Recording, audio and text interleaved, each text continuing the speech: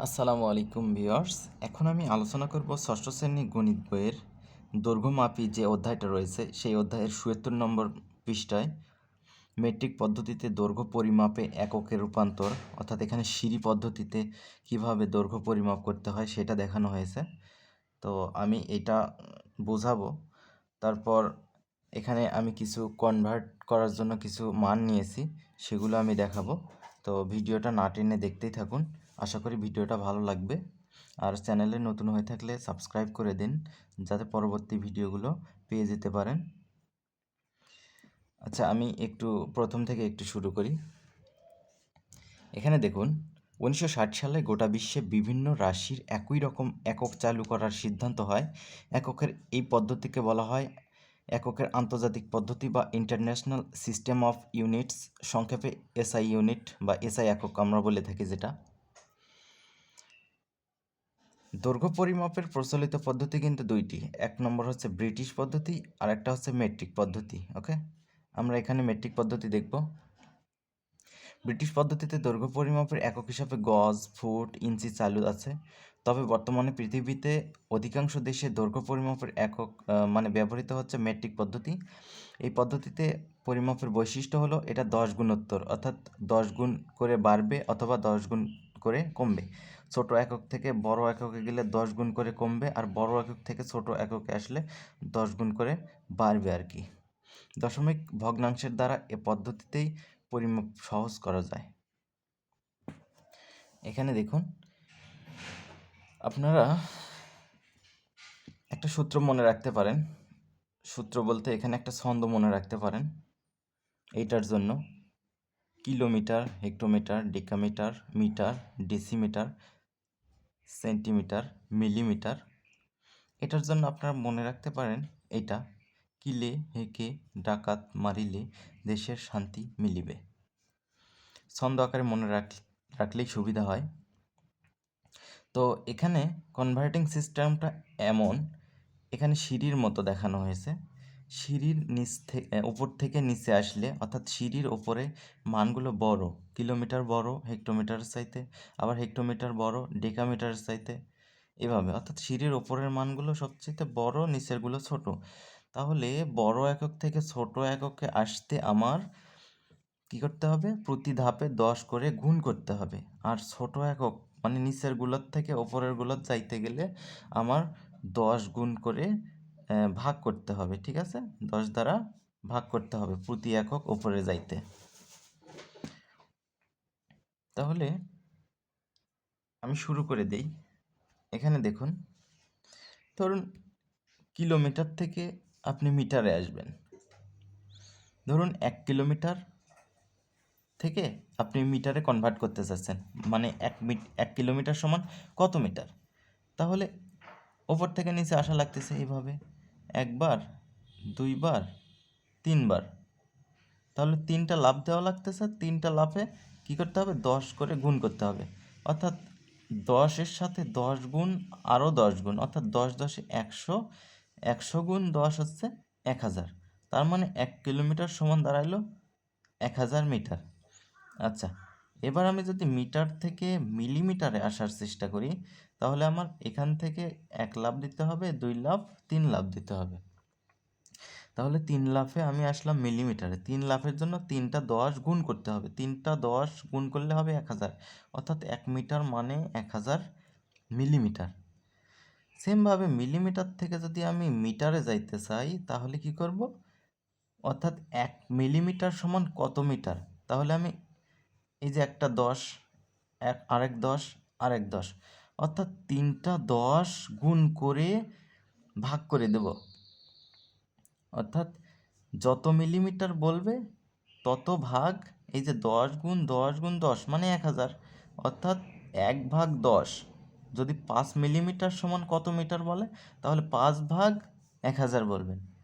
এবার মিটার থেকে যদি কিলোমিটারে যাওয়ার চেষ্টা করি, তাহলে এই তো 1 লাফ, 2 লাফ, 3 লাফ।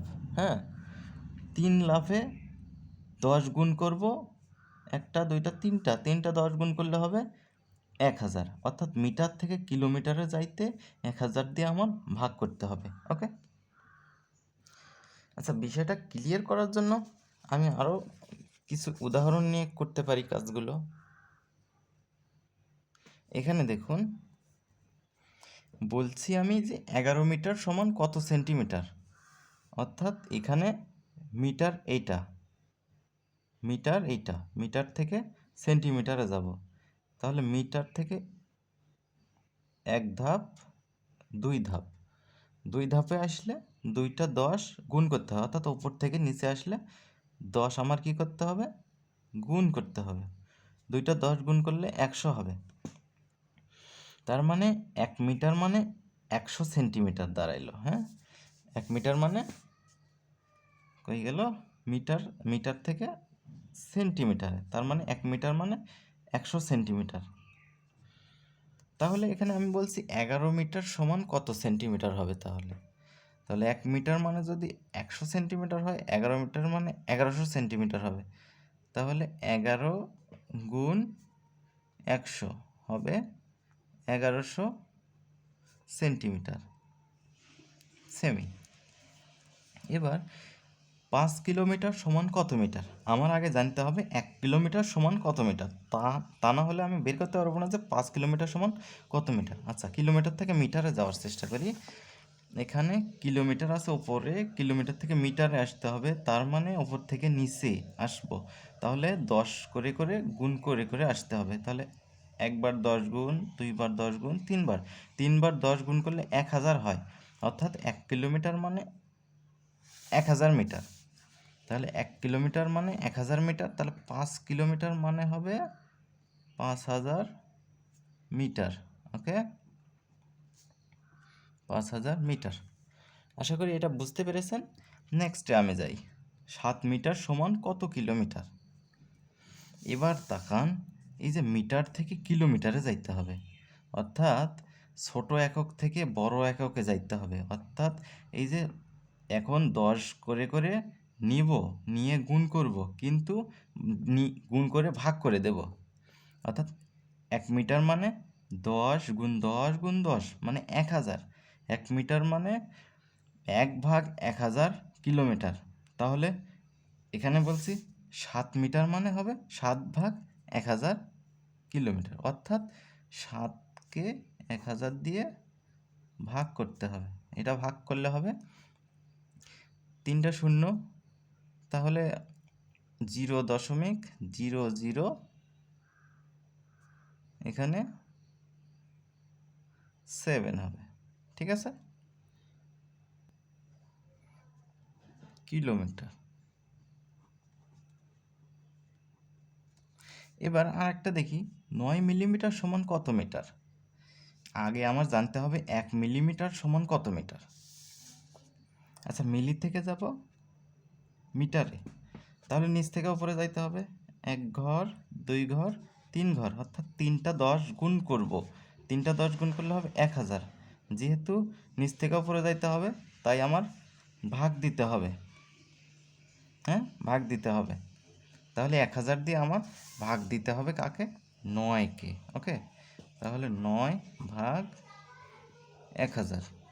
তাহলে এটা হবে 0.0009 মিটার।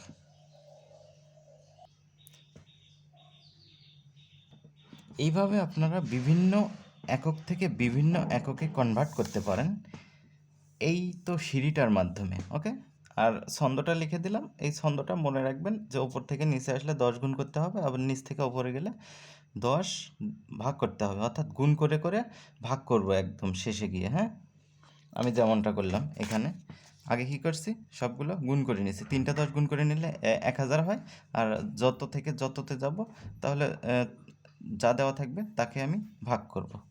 তো এই ছিল ভিডিওটি। পরবর্তী ভিডিওতে আমি অন্য কোনো কিছু নিয়ে আলোচনা করব এই অধ্যায়েরই। তো আপনারা কমেন্ট করিয়েন কী কী ভিডিও দরকার, আর ভিডিওতে লাইক করিয়েন। ধন্যবাদ।